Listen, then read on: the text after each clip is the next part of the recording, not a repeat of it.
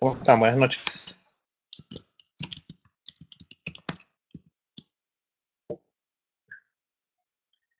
¿Qué tal? En esta oportunidad vamos a desarrollar uno de los temas o tópicos que tenemos pendiente de acuerdo al sílabo y el curso, el cual responde a los requisitos de acceso eh, para productos de exportación.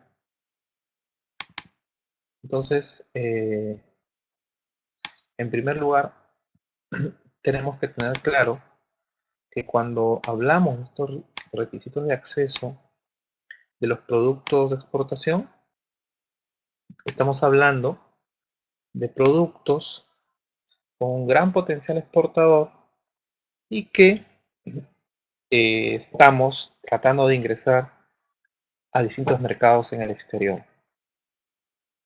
Sobre esa base, vamos a tomar en cuenta que los mercados internacionales hoy por hoy se encuentran diversificados desde el punto de vista del acercamiento que viene teniendo el país con distintos mercados. Esto se ve reflejado a través de los tratados de libre comercio. También se ve reflejado a través de bueno, a través de los acuerdos de integración del cual el Perú es parte, como es el caso de la Comunidad Andina. Y como Comunidad Andina también tenemos acuerdos firmados con otros bloques. Acuerdos que de alguna forma ayudan, permiten o contribuyen al desarrollo de estos mercados y sobre todo a la presencia de muchos productos que hoy por hoy se vienen exportando o que tienen un gran potencial exportador. Bajo este contexto, debemos de tener en claro que cuando nosotros estamos hablando de estos requisitos de acceso de los productos de exportación, estamos tomando en cuenta, por un lado, los mercados y cuál es el acceso que nosotros tenemos a través de los mecanismos de integración que el Perú tiene a la fecha, siendo uno de ellos los famosos TLCs. Por un lado. Por otro lado, debemos de tomar en cuenta cuáles son los principales documentos que se requieren cuando hablamos de la exportación. En tercer lugar, debemos de tomar en cuenta también cuáles son las normas de origen que deben de cumplirse para efectos de poder exportar un producto a un mercado de destino.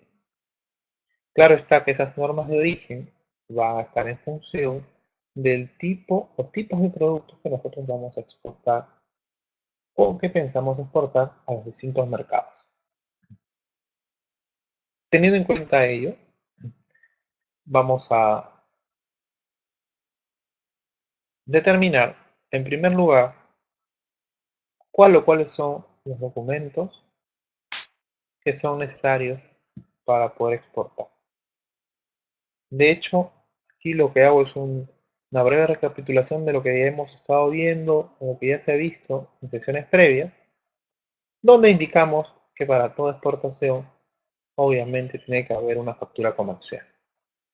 Una factura comercial, la cual obviamente tiene que estar redactada en inglés y además se debe indicar el valor en términos de una divisa. En este caso, de manera recurrente trabajamos con los dólares. De otro lado, en función del medio de transporte utilizado, vamos a hablar del conocimiento de embarque cuando la mercancía es enviada vía marítima, o hablaremos de la vía aérea si el envío es aéreo. Además, en función del Incoterm que se haya pactado, estaríamos hablando de la póliza de seguro,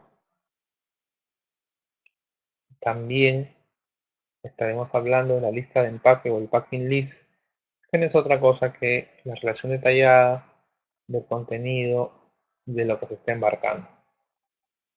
Y claro está que el documento que va a evidenciar la exportación que se viene realizando lo constituye la famosa DAM, Declaración Aduanera de Mercancías. Asimismo, y aquí es ya donde vemos o se da en función del mecanismo de acceso, hay documentos que nos pueden pedir o solicitar los importadores, tales como certificados de calidad, certificados de inspección, certificados sanitarios, de ser el caso, o también estos certificados responden al requerimiento que el país de destino plantea para las importaciones que se realicen a ese mercado. En ese contexto y sobre la base de todo lo anteriormente indicado, debemos de tener claro que ese es o constituye los principales requisitos que debemos de cumplir para exportar y por lo tanto es uno de los componentes de estos requisitos de acceso, en primer lugar. Pero al margen de ello y ampliando aún más el tema de los mercados, debemos de tomar en cuenta, o sobre todo debemos de recordar que para el caso del Perú tenemos la página acuerdoscomerciales.gov.pe, quien nos indica cuáles son los acuerdos comerciales que tenemos a la fecha. Claro está, a efectos de una breve revisión, que nosotros tenemos acuerdos comerciales con el Mercosur, con Cuba, Estados Unidos, México, Chile. También somos parte del APEC, Foro de Cooperación Económica Asia Pacífico, Canadá, Singapur, China, el EFTA, Panamá, Japón, Tailandia, Corea del Sur, la Unión Europea, Costa Rica, Venezuela, la Alianza del Pacífico y Honduras. Todos estos países o bloques eh, son aquellos con los cuales tenemos acuerdos comerciales vigentes y por lo tanto podemos hacer uso de los mismos. Sin embargo, hay otro grupo donde están por entrar en vigencia, es decir, todavía no podemos hacerlo efectivo, sin embargo ya existe el acuerdo. Tal es el caso de Guatemala, tal es el caso con Brasil, Australia y el CPTPP, que aún falta ser ratificado por nuestro Congreso. Y claro, estamos en negociaciones con países como El Salvador, Turquía y la India. Entonces, sobre la base de todo este espectro de documentos o requisitos para exportar sumado a los mercados, nos queda por analizar un último componente, el cual está referido básicamente a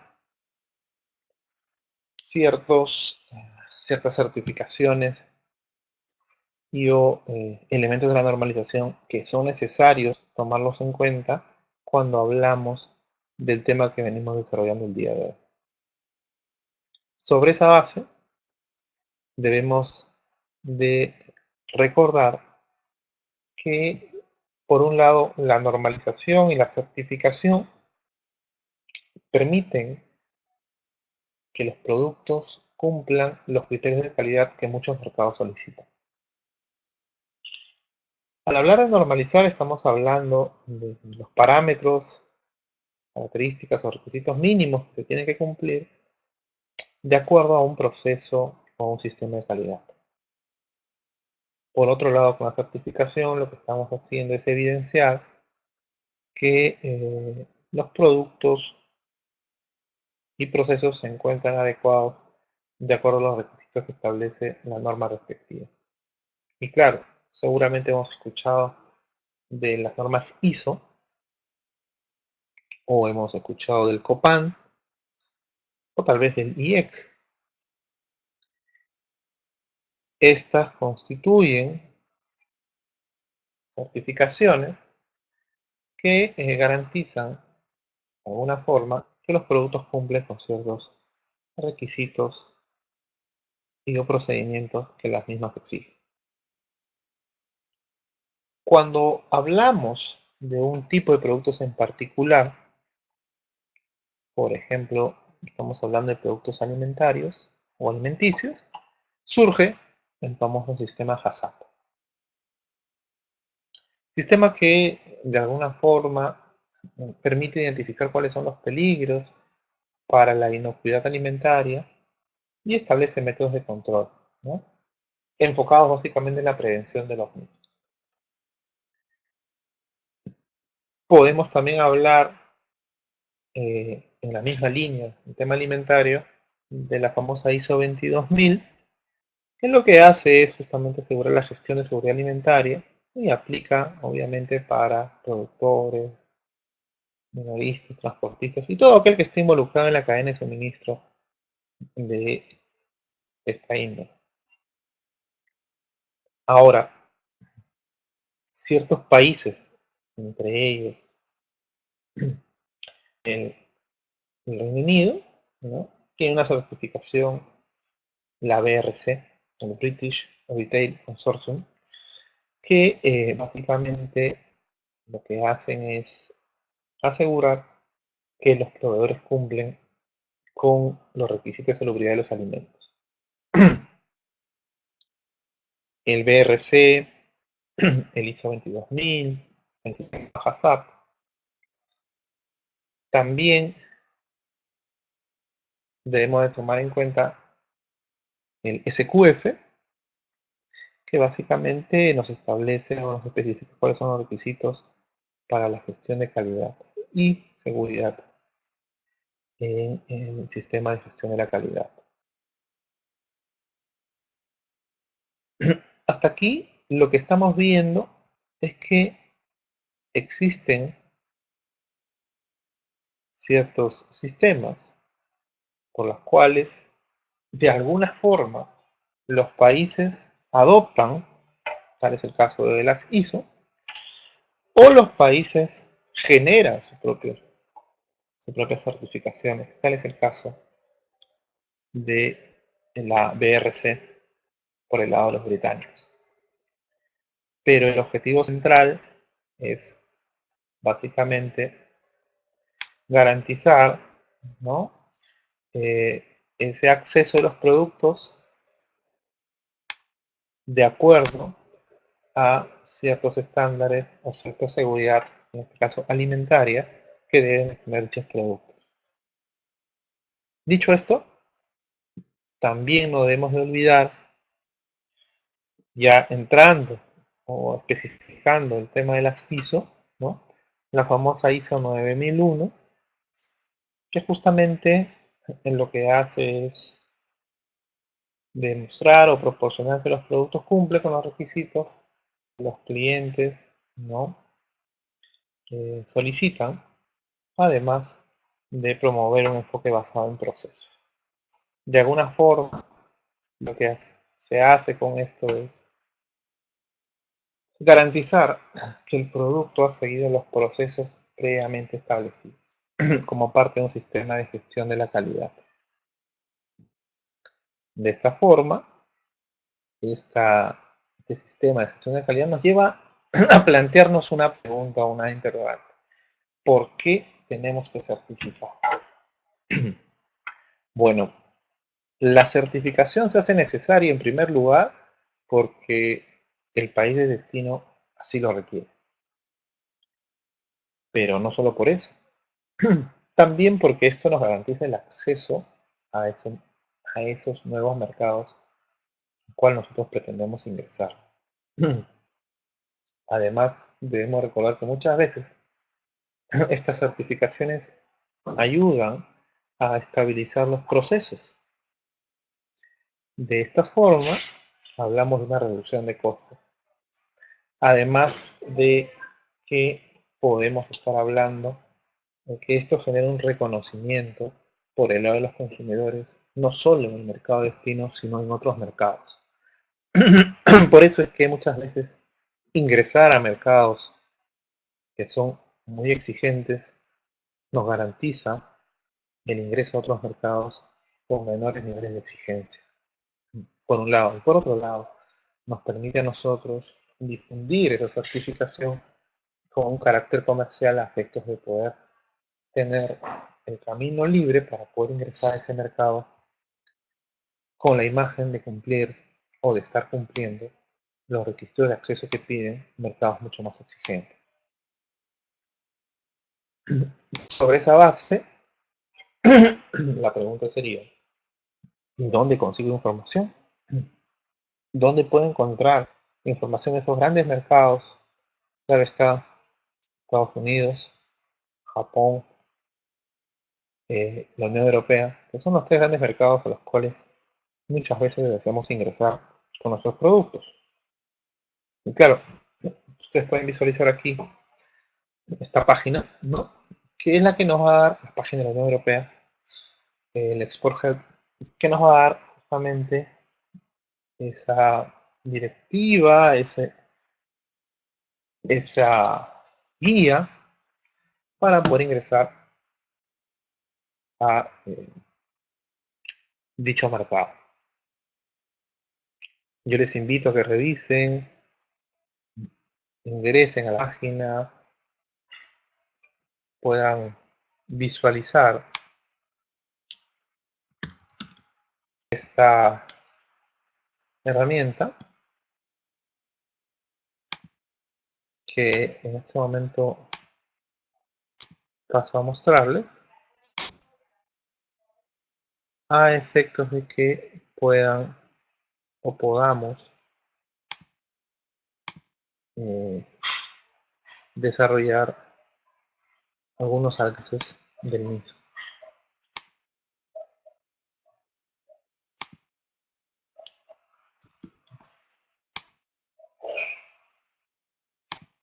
Aquí les estoy compartiendo la...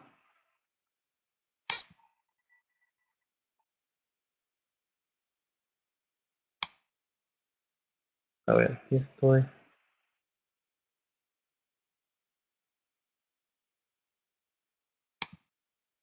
Aquí estoy compartiendo. Voy a compartir aquí la visualización para poder o para que puedan ver el uso de la herramienta. A ver, aquí estamos.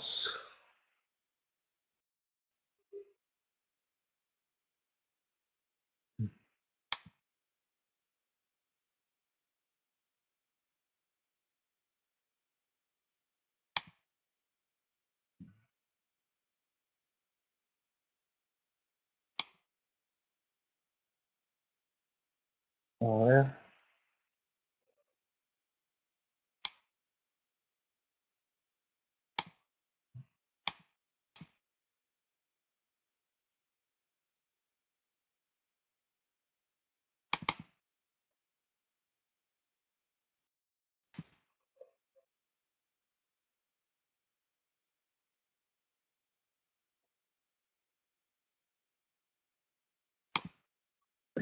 Bien, creo que todavía no pueden visualizar. Habría estoy aquí mostrando para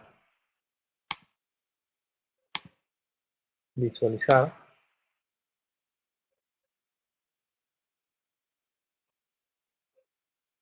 Oh. Ahí estamos. Les va cargando esto. Déjenme comentarles que esta herramienta nos permite, me refiero a esta herramienta de la Unión Europea, nos permite elegir el país del cual quiere exportar, que en este caso sería el Perú, ¿no? E indicamos a qué país de la Unión Europea queremos enviar. Voy a poner Francia, ¿de acuerdo? Y quiero exportar algún tipo de producto en particular. No he puesto ninguno, a efectos de poder ver toda la relación normativa que hay al respecto. Sobre esa base, podamos ver qué es lo que nos dice o nos indica en función de la normativa que nos solicita para este tipo de producto. A ver.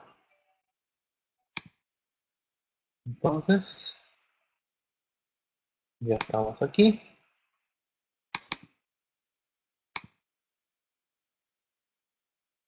Y ya estamos. ¿Sí? Entiendo que ya están ahí. Y entonces, miren ustedes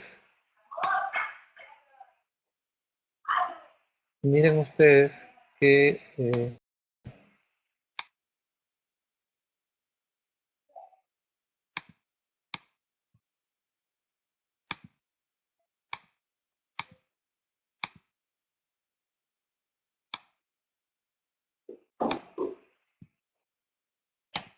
si ustedes van a visualizar, si visualizamos todo esto, aquí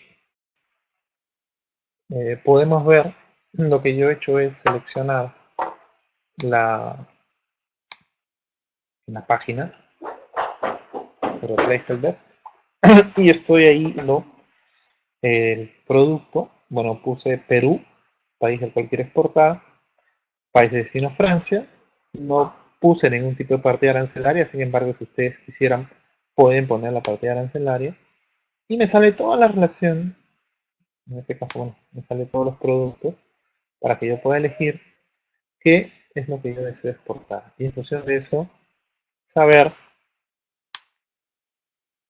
cuáles son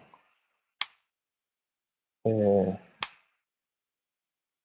los requisitos o,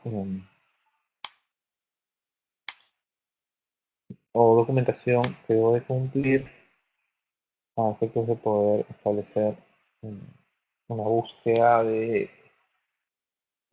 o cumplir la información que me pide para la partida arancelaria que yo deseo exportar. ¿De acuerdo?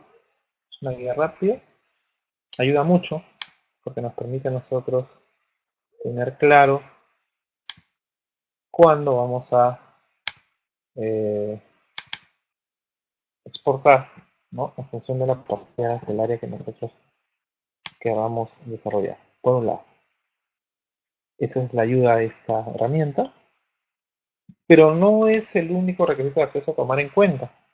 También podemos hablar, y de hecho tenemos que hablar necesariamente de la famosa NIF 15, ¿no? Que básicamente está referido a que el embalaje de madera debe de cumplir con ciertas, o se debe evitar en todo caso, la introducción y dispersión de plagas, ¿no? Y justamente esta norma que aplica para los embalajes de madera se convierten obligatorios en la exportación, pues justamente lo que hace o lo que permite esta norma internacional es evitar que el embalaje de madera pueda verse afectado por plagas, ¿no? Plagas que afectan a la madera, obviamente, y por ende, al afectar a la madera, podemos estar afectando al producto de manera indirecta. Eh,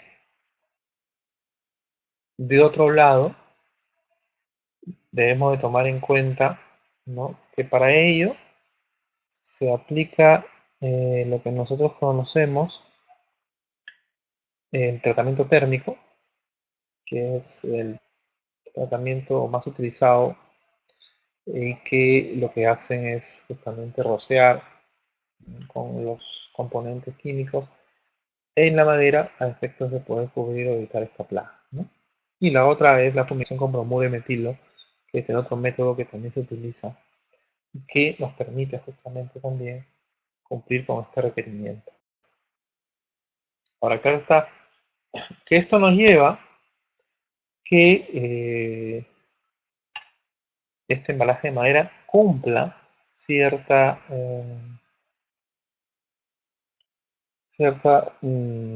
numeración que nos permite justamente identificar que ha sido o ha seguido el tratamiento que corresponde a esta NIF 15. Como ustedes pueden ver, ese símbolo identifica que ya ha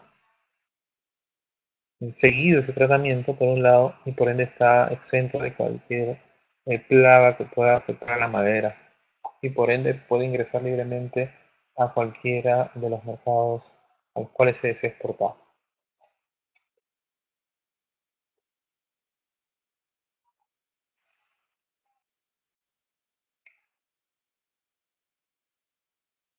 Un requisito de acceso que también se da hacia el ingreso a otros mercados, y no solo para uno, sino para N mercados a los que quisiéramos ingresar, está referido al marcado de los embalajes.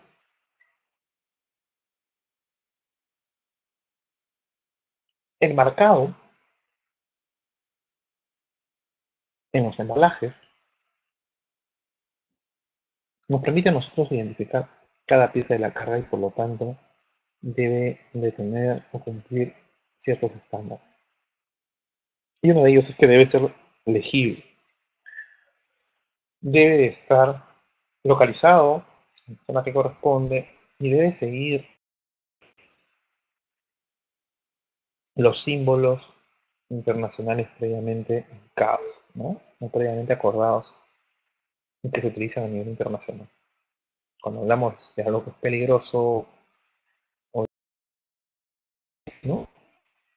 O cuando algo es frágil, o cuando debe apilarse de una forma, o cuando debe evitarse el sol, la lluvia.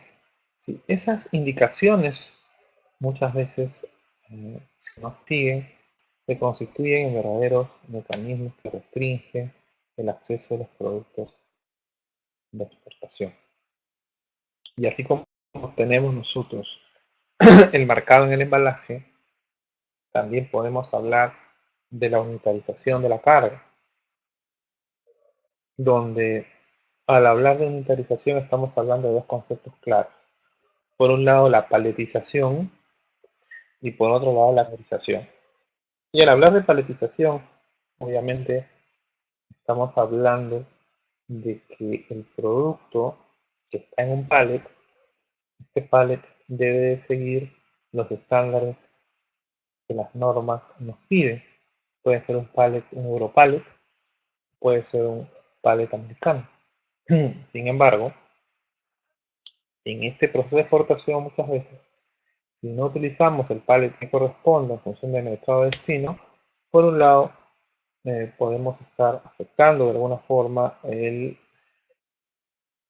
cubicaje o el ingreso de los pallets a los contenedores. Y por otro lado también el correcto apilamiento y el fácil almacenaje o descarga de las mercancías. Así como tenemos la paletización por un lado, vemos que existen los tipos de pallet, tenemos también los famosos contenedores donde definimos nosotros el tipo de contenedor que se debe enviar en función del tipo de carga.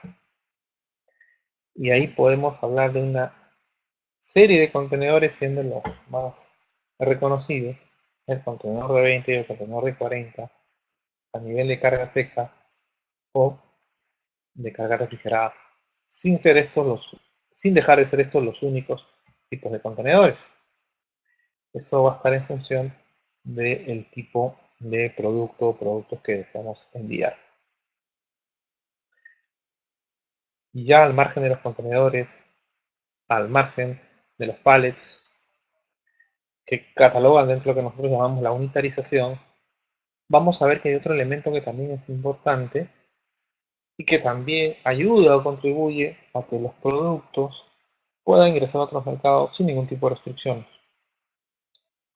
siendo estas las famosas buenas prácticas agrícolas o las BPA.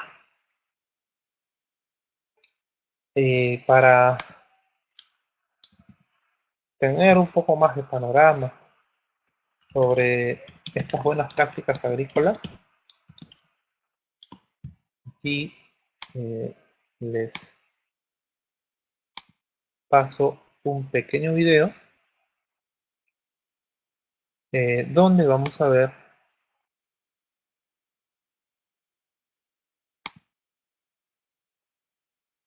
justamente cómo estas buenas prácticas agrícolas ayudan, ¿no?, en ciertos tipos de cultivos. Y aquí paso a mostrarlos.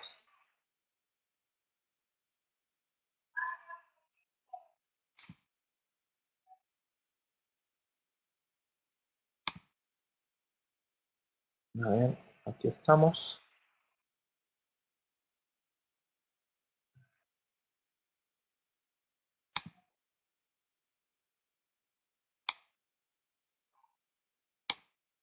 A ver.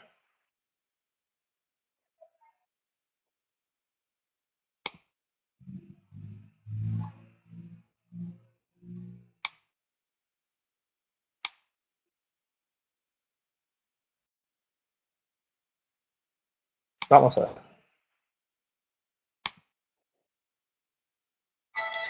La cebolla es un producto altamente utilizado como condimento en la cocina costarricense y debido a su contenido en vitaminas A, B y C, puede tratar enfermedades respiratorias y nerviosas.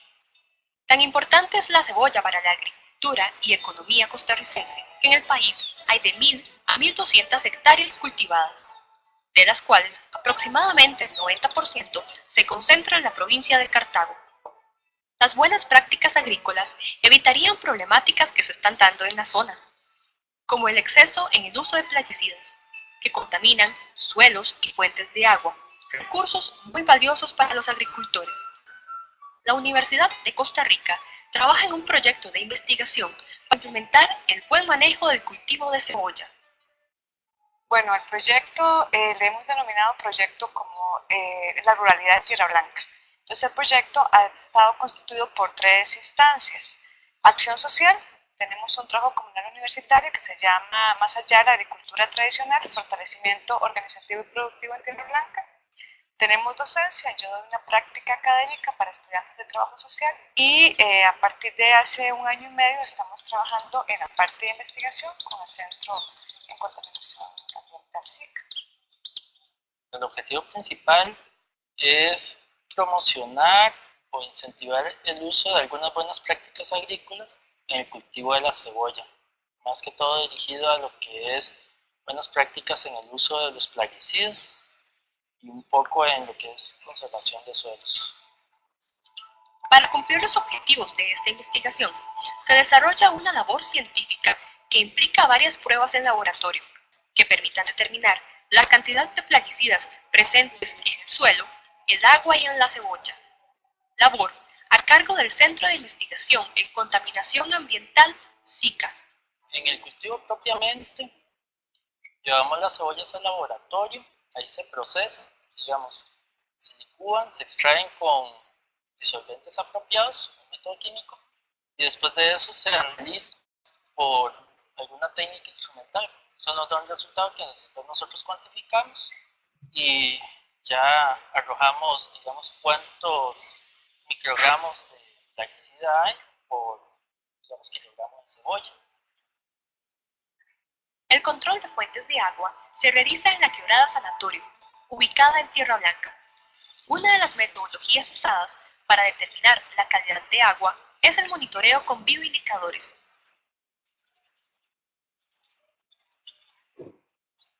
Se recolectan macroinvertebrados del agua y se llevan al laboratorio para realizar análisis biológicos.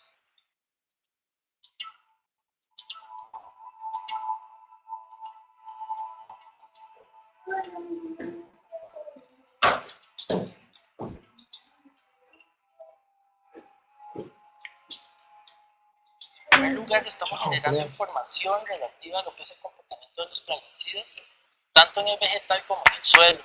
Por ejemplo, de acuerdo al tipo de suelo que hay aquí en Cartago, qué tanto se mueven y si eventualmente podrían llegar a contaminar las fuentes de agua subterráneas. Además de eso, por ejemplo, cuánto tiempo persisten en la cebolla una vez que se han aplicado. Con esa información, pues podemos mostrársela a los productores para capacitarlos en la correcta aplicación de los plaguicidas. De hecho, nosotros lo que esperamos, uno de los objetivos de las metas, es que ellos empiecen a aplicar los plaguicidas o a usarlos de una manera correcta. Eso además nos va a permitir también darle esta información, por ejemplo, al Ministerio de Agricultura para que ellos pues la tomen en cuenta y la incorporen entre todas las actividades que hacen de extensión y de regulación con respecto a ellos.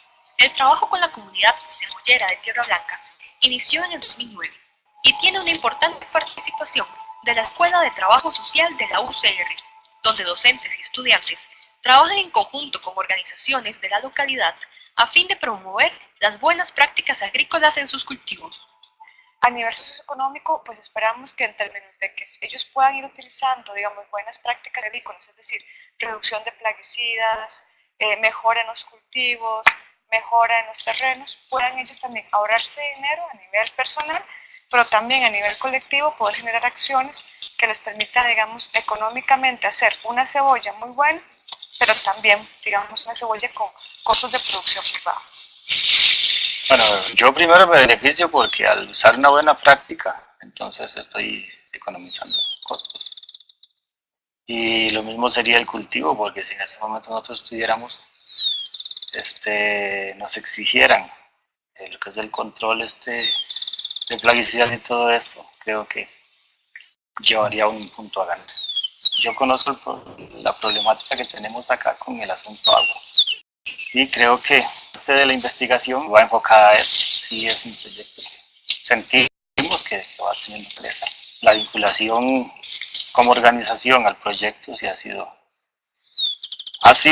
por donde va. Creo que vamos enfocados a un buen futuro. Esperamos que las organizaciones o las demás personas que se están vinculando se sientan por eso.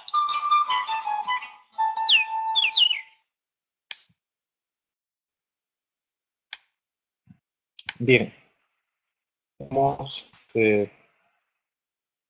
o de hecho, hemos visto en este caso a través de este video cómo se evidencia o cómo se hace patente esas buenas prácticas agrícolas, donde en esencia lo que estamos buscando es la seguridad de las personas por un lado, el cuidado del medio ambiente por otro lado, la inocuidad alimentaria a través de la protección de la salud y también el bienestar animal, que es otro de los elementos o los objetivos fundamentales que tiene estas buenas prácticas agrícolas, o también llamadas BPA. De otro lado, debemos de indicar que esta BPA lo que hace es trabajar sobre la base de estos tres grandes elementos, como son por un lado la inocuidad alimentaria, por otro lado el medio ambiente y la seguridad de las personas. Estos tres elementos son los que garantizan o los que promueven estas buenas prácticas agrícolas. Pero también cuando hablamos por el lado del bienestar animal, estamos hablando de lo que se conoce las buenas prácticas ganaderas, donde aquí, además de la inocuidad, además del medio ambiente y la seguridad de las personas, estamos añadiendo un cuarto elemento como es el bienestar animal.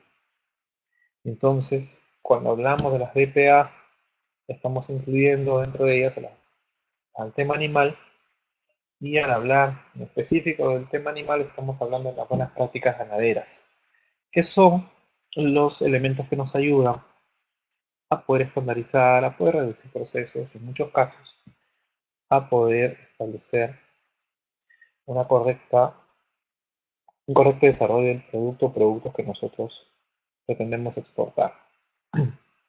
De hecho, y aquí es donde es importante resaltar, que las normas BPA, en el caso de Europa, tenemos las EuroGAP, y en el caso de Estados Unidos es la USA GAP, que básicamente cumplen las mismas funciones de las BPA, solo que bueno, la denominación se da en función del tipo de mercado al cual estamos apuntando, ¿no? Pero en esencia siguen los mismos principios. Asimismo, debemos de indicar que aparece otro concepto que también se constituye en muchos casos en un mecanismo, un requisito de acceso de los productos de exportación, como es el famoso comercio justo. Y al hablar de comercio justo, tenemos que hablar de que existe por un lado un productor y existe un consumidor. Y entre el productor y el consumidor están los famosos comercializadores o traders. Y que es justo ahí, en estos traders, donde se dan la diferencia de valor de los productos que encarecen lo mismo, ¿no? Y entonces aparece este mecanismo que lo que hace básicamente es establecer o acercar al productor con el consumidor, eliminando a los intermediarios o distribuidores en general. Y sobre esa base, pues, debemos de indicar que este tema del comercio justo básicamente tiene cinco grandes objetivos, ¿no? La solidaridad, la justicia, el respeto, la transparencia y los productos de calidad. Y de esta forma nosotros podemos ver que este comercio justo, por un lado, busca establecer estándares en la producción. Esto se lleva a una certificación que a su vez genera apoyo a los productores y luego esto se difunde, ¿no? A través del marketing y promoción que se hace en los distintos mercados. De esta forma, el comercio justo lo que busca es garantizar que el precio sea accesible al mercado y que se le pague al productor por el precio que realmente le debería corresponder en función de la producción que ha realizado. Y entonces, este comercio justo aparece con el famoso sello Fairtrade.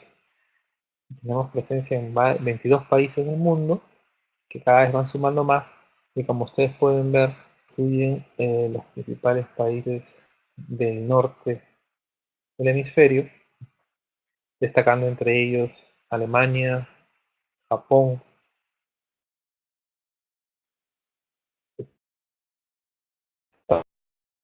Estados Unidos, Francia, ¿no? Como los principales mercados en los cuales se desarrolla el sello Fairtrade o comercio justo. Pero además del comercio justo, tenemos otra certificación que es la famosa certificación orgánica. Y ya con esta certificación orgánica, lo que estamos realmente en un producto que ha sido producido sin ningún tipo de pesticida, insecticida, de la manera más natural posible, ¿no? Y ello en consonancia o de acuerdo a la norma, a la ISO 65, que justamente nos habla sobre este tipo de productos.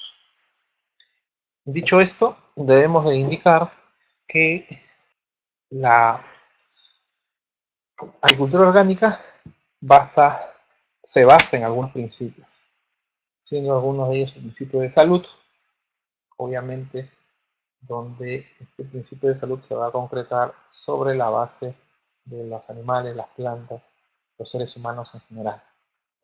Además del principio de ecología,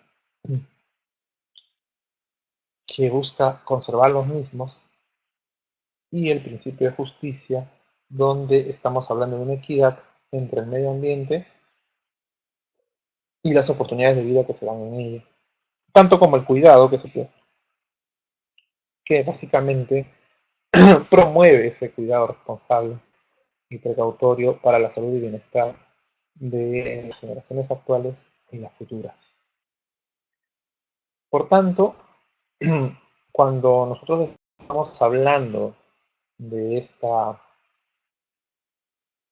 cultura orgánica o esta agricultura orgánica, tenemos que rescatar que este producto es el resultado de seguir las etapas de acuerdo a los lineamientos que se establecen. Por lo tanto, todo el proceso productivo, todas las actividades responden a el seguimiento que se hace a los mismos.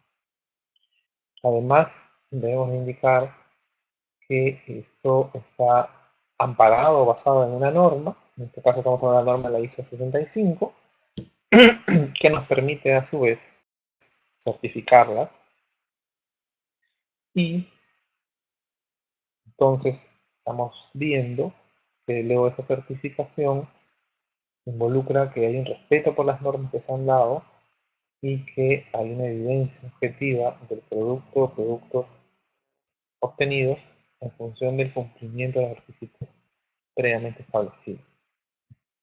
Entonces, esta certificación responde por un lado a procedimientos de producción, procedimientos de verificación, que se traduce finalmente en esta certificación orgánica. Entonces, la certificación orgánica, como podemos evidenciar,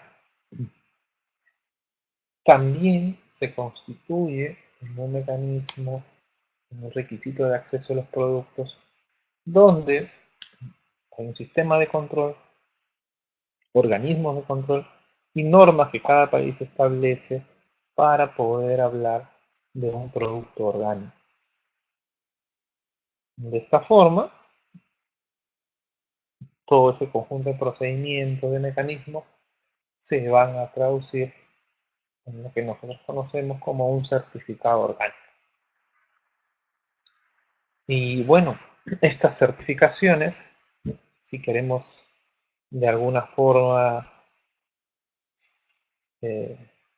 ordenarlas, podemos hablar que hay certificaciones que son obligatorias y que están en un primer nivel, las cuales las catalogamos dentro de los famosos reglamentos técnicos, normas específicas, ¿no?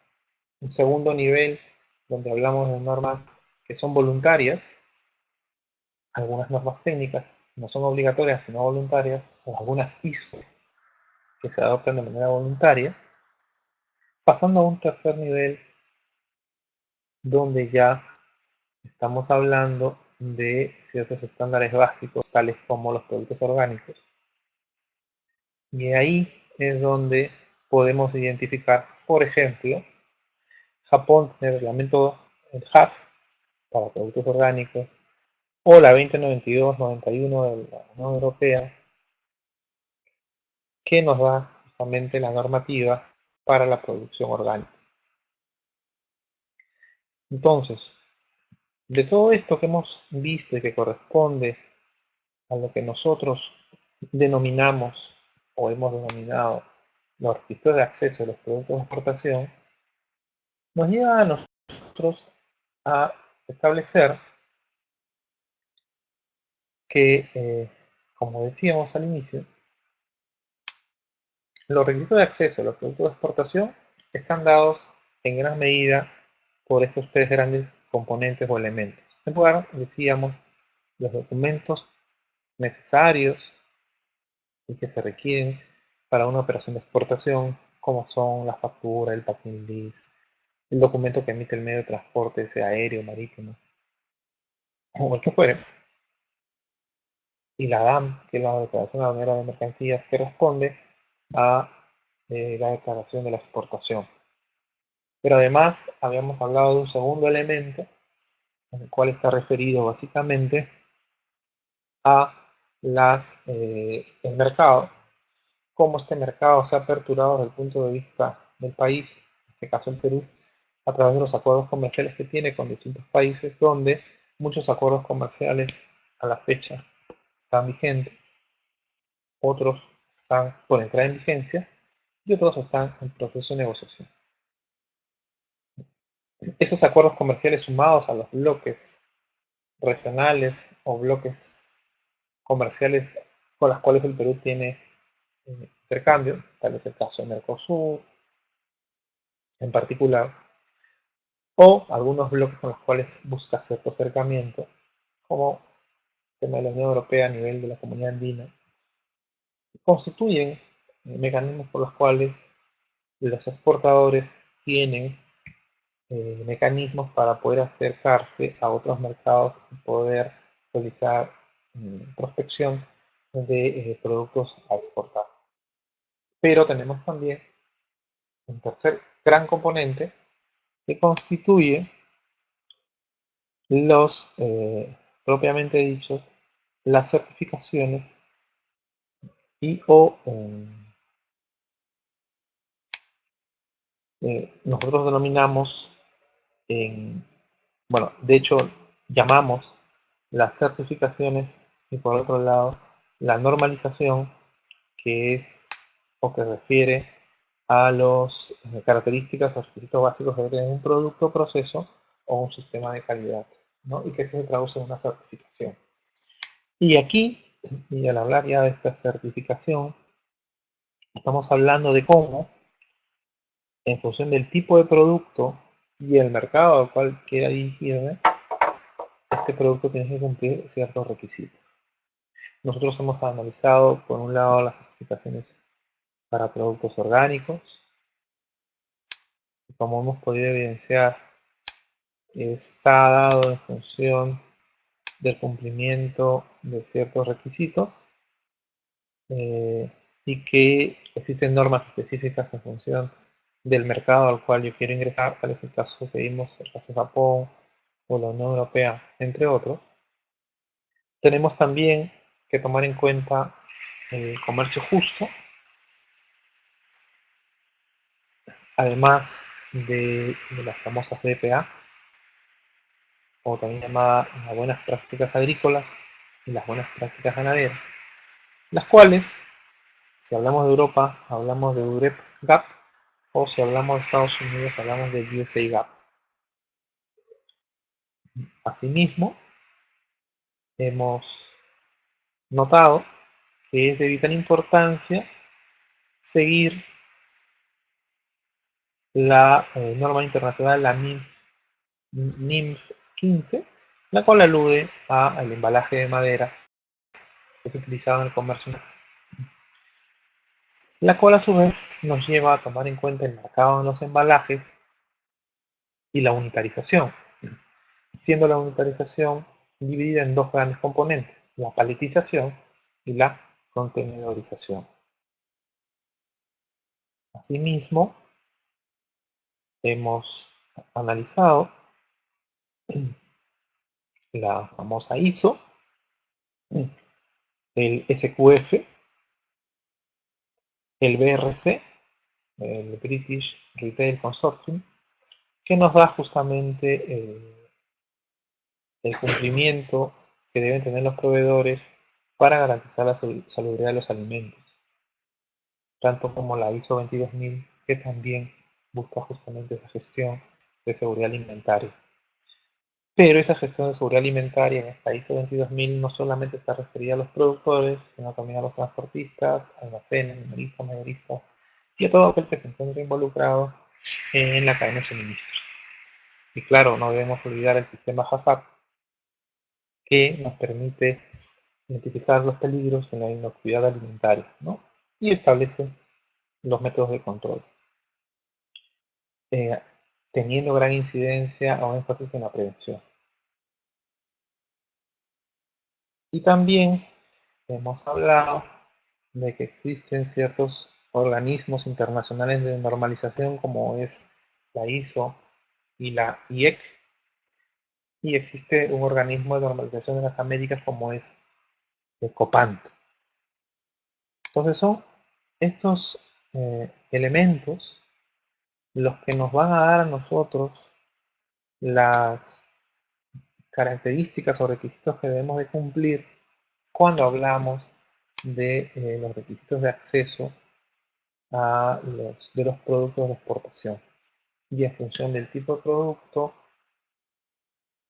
el mercado y esa interrelación entre ellas, vamos a poder analizar o determinar cuáles son los requisitos que debemos de cumplir en función de las normas previamente establecidas por el país de destino.